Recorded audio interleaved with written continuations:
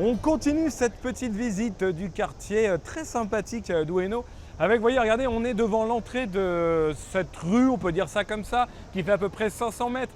Ameya Yokosho, littéralement, l'allée des boutiques de bonbons, contractée parfois en Ameyoko tout simplement. C'est une des rares rues façon Shitamashi, on va dire, quartier populaire. On est dans des quartiers typiques d'allées qu'on pourrait trouver, par exemple, au quartier chinois, à New York, à Chinatown, qu'on pourrait trouver vers les puces de Montreuil, par exemple. Mais au Japon, c'est relativement rare et c'est donc très très plaisant et d'ailleurs très bondé d'avoir ce genre de rue en plein Tokyo. En fait, si vous regardez bien, la rue, ça longe la Yamanote Line. Ce qui renforce encore ce côté new-yorkais de cet endroit.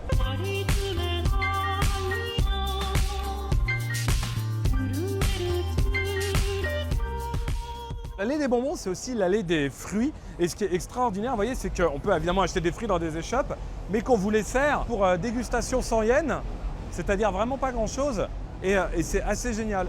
Parce qu'on peut s'arrêter dans la rue, quand il fait chaud, c'est hyper rafraîchissant de pouvoir manger du melon, de la pastèque. Ça, en pleine rue à Tokyo, en dehors des marchés classiques, c'est surréaliste.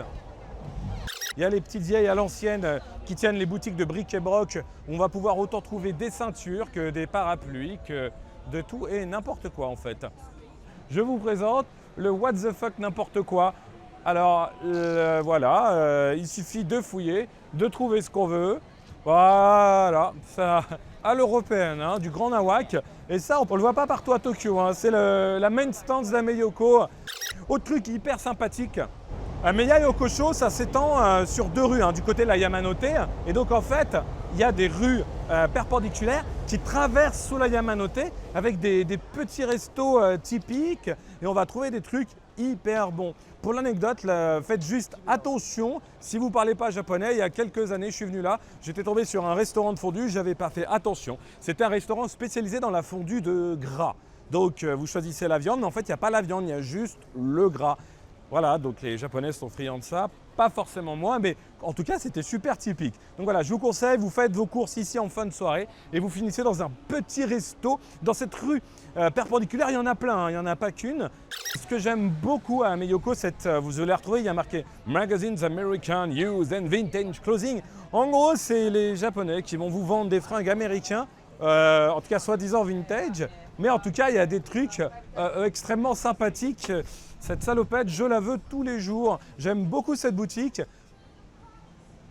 Oui, parce qu'en fait, ce n'est pas vraiment américain. Hein. C'est le American Vintage selon les Japonais. Et ce qui est génial, c'est que c'est comme tout le reste, c'est qu'ils ont su faire quelque chose, totalement l'intégrer et totalement le réinterpréter.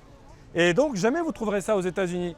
Mais en même temps, jamais vous trouverez ça ailleurs en fait. C'est les Japonais qui ont cet art extraordinaire de s'imprégner d'une culture et de la recracher souvent bizarrement en mieux.